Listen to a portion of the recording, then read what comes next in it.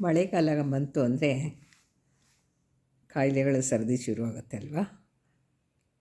ಮೈಕೈ ನೋವು, ಜ್ವರ, ಶೀತ ಏನೇನೋ ಒಂದೊಂದು ಶುರುವಾಗುತ್ತೆ ಅಲ್ವಾ.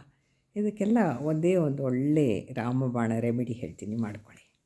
ಮನೆಯಲ್ಲಿ ಯಾವಾಗಲೂ ಇದ್ದರೆ ಮಕ್ಕಳಿಗೆ ತುಂಬ ಅನುಕೂಲ. ಏನಿಲ್ಲ, 3 ಐಟಮ್ ಸರಿಯಾಗಿ: ಅರಿಶಿನ, ದಾಲ್ಚಿನ್ನಿ ಮತ್ತು ಸೋಂಪು. ಈ 3 ಸಮ ಪ್ರಮಾಣದಲ್ಲಿ ತೊಗೊಳ್ಳಿ. ನೀವು 50 ಗ್ರಾಮೋ 10 ಗ್ರಾಮೋ ಎಷ್ಟು ತೊಗೊಳ್ತೀರೋ ಗೊತ್ತಿಲ್ಲ, ಒಟ್ಟಲ್ಲಿ ಸಮ ಪ್ರಮಾಣ ತೊಗೊಳ್ಳಿ, ಆಯಿತಾ. ಅದಕ್ಕೆ 50 ಗ್ರಾಮ್ ಹಾಕಿದ್ರೆ ಒಂದು 10 ಕಾಳುಮೆಣಸು, 2 ಏಲಕ್ಕಿ, 4 ಲವಂಗ ಇಷ್ಟನ್ನು ಹಾಕ್ಕೊಳ್ಳಿ, ಆಯಿತಾ. ಹಾಕ್ಕೊಂಡು ಚೆನ್ನಾಗಿ ಗ್ರೈಂಡ್ ಮಾಡಿ ಪುಡಿ ಮಾಡಿ ಒಂದು ಡಬ್ಬದಲ್ಲಿ ತುಂಬಿಕೊಂಡು ಇಟ್ಕೊಳ್ಳಿ, ಸರಿನಾ. ಈ ಪುಡಿಯನ್ನು 1 ಟೀ ಸ್ಪೂನ್ ಅಂತಾರಲ್ಲ, ಚಿಕ್ಕದು ಸ್ಪೂನು, ಆ ಟೀ ಸ್ಪೂನಲ್ಲಿ 1 ಸ್ಪೂನ್ ತೊಗೊಳ್ಳಿ.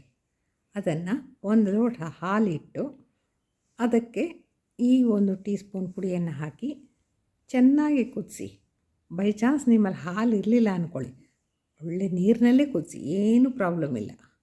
ಎಷ್ಟು ಕುದಿಸ್ಬೇಕು ಅಂತಂದರೆ 1 ಲೋಟ ಹಾಲು ಅಥವಾ ನೀರು 1/4 ಗ್ಲಾಸ್ ಆಗಬೇಕು, ಅಲ್ಲಿ ತನಕ ಚೆನ್ನಾಗಿ ಕುದಿಸಿ.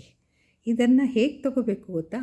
ಬೆಳಗ್ಗೆ ಊಟ ಆಗಿ ಅರ್ಧ ಗಂಟೆ ಅಥವಾ 1 ಗಂಟೆ ಮೇಲೆ ತೊಗೊಳ್ಳಿ, ಬ್ರೇಕ್ಫಾಸ್ಟ್ ಆದಮೇಲಾದರೂ ಪರವಾಗಿಲ್ಲ. ರಾತ್ರಿ ಕೂಡ ಅಷ್ಟೇ, ಊಟ ಆಗಿ 1 ಗಂಟೆ ನಂತರ ಈ ಒಂದು ಹಾಲನ್ನು ಕುಡಿದು ಮಲ್ಕೊಳ್ಳಿ. ಶೀತ ಇದ್ದರೆ ಹೇಳ್ತೀನಿ, ಓಟ ಕೇಳುತ್ತೆ. ಜ್ವರ, ಶೀತ, ನೆಗಡಿ, ಕೆಮ್ಮು ಎಲ್ಲದಕ್ಕೂ ಇದು ರಾಮಬಾಣ.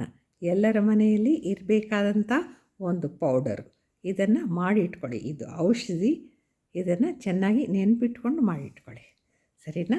ಎಲ್ಲರಿಗೂ ಸನ್ಮಂಗಳವಾಗಲಿ.